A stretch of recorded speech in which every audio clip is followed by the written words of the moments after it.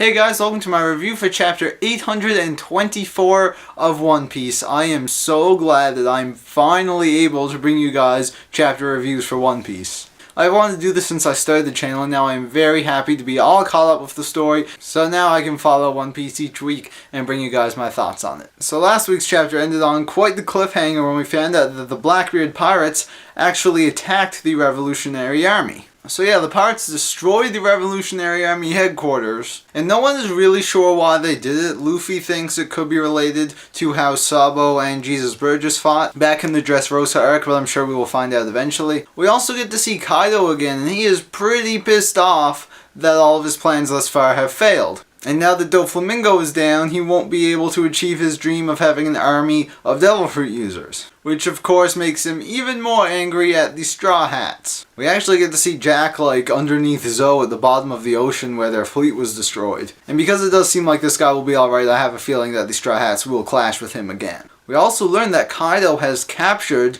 Eustace Kid. We didn't really get much here other than the fact that Kaido has captured him, but I'm very interested to see where Oda is going to go with this. And then it cuts to one of the big mom ships where they are transporting Sanji to his wedding. So we learn some interesting things here. Sanji says that he's only going to talk, he doesn't want to make any commitments or anything. He isn't planning on leaving the Straw Hats. He also said that he severed all ties with his father long ago. So it's quite possible that we will be getting a Sanji flashback soon. And we get to learn more about him before what happened in East Blue. The thing is though, then they introduce him to his bride-to-be, Pudding. And because he is Sanji, he instantly falls in love with her. Now I'm surprised this got revealed so soon, but now that it is, I can't help but thinking, it's a trap! They want to try to get Sanji, and what is Sanji's one weakness?